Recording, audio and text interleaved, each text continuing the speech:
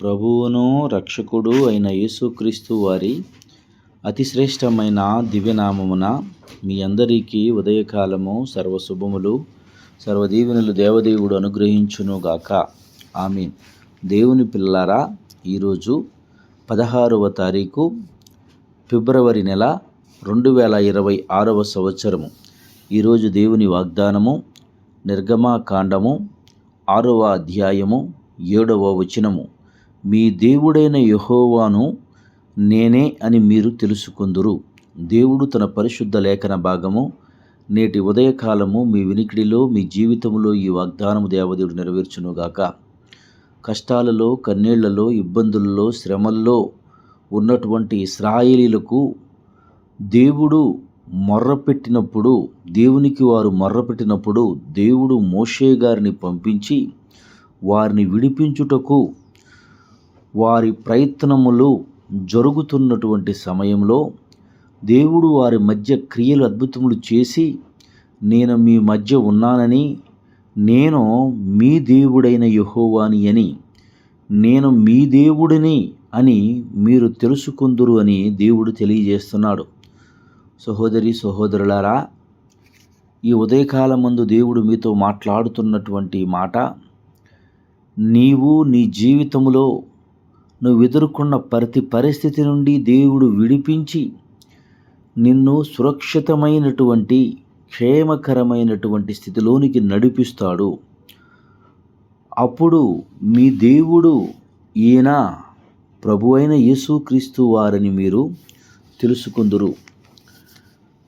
సహోదరి సహోదరులారా, ఈరోజు మీరు ఏ స్థితిలో ఉండి మాటలు వినుచున్నారో, ఏ పరిస్థితుల్లో ఉండి ఈ యొక్క శుభవచనాన్ని మీరు వినుచూ ఉన్నారో, దేవుడు నిశ్చయముగా అది చేయటానికి ఆయన ఇష్టపడుతూ ఉన్నాడు. అయితే కొందరు ఆయన మాటను నమ్మలేదు, కొందరు నమ్మారు. నమ్మనటువంటి వారికి దేవుడు వారి జీవితంలో మేలులు చూశారు, కానీ పరిపూర్ణంగా వారి హృదయము, బ్రతుకు మారలేదు. ఒకవేళ ఈ మాటలు వింటున్నటువంటి మీ జీవితంలో కూడా దేవుడు అద్భుతాలను చేయడానికి ఇప్పుడు సిద్ధంగా ఉన్నాడు, సంసిద్ధమై ఉన్నాడు. అద్భుతాలను చూసినప్పుడైనా మీ మనసు మారి, మీ జీవితం మారి యేసయ్యకు సమర్పణ జీవితాన్ని కలిగిన వారై ఉంటారు అని దైవజనునిగా, దైవ సేవకునిగా నేను మీకు ఈ విషయాన్ని తెలియజేస్తున్నాను. ఇశ్రాయేలు ప్రజలు జీవించినంత కాలము వారు అరణ్యము గుండా వారి ప్రయాణం జరిగిన 40 సంవత్సరాల్లో దేవుడు వారికి ఇచ్చినది దేన్ని వదిలిపెట్టలేదు. వారు సనిగినా, గొనిగినా, వారికి ఈయన ఉద్దేశించినది ఏది దేవుడు ఆపలేదు. ప్రతి ఉదయం మన్నాను కురిపించాడు, బండలో నుండి నీళ్లు త్రాగుటకు వారికి ఇచ్చాడు, రాత్రి కాలమందు చలి ఉండకూడదు అని అగ్నిస్తంభాన్ని ఇచ్చాడు, పగటి వేళ వెండ తగలకూడదని మేఘస్తంభాన్ని పంచాడు. అయితే ఇవన్నీ అనుభవించినటువంటి వారి జీవితంలో, ఇవన్నీ చూసినటువంటి వారి జీవితంలో వారికి మారు మనసులైనటువంటి వ్యక్తులుగా మనము చూస్తూ ఉన్నాం. నిశ్చయముగా నా జీవితంలో, మనందరి బ్రతుకుల్లో దేవుడు దినదినము మనకు పెంచుతూ వస్తున్నాడు, దినదినము మన ఆయుష్కాలం పొడిగిస్తూ వస్తూ ఉన్నాడు.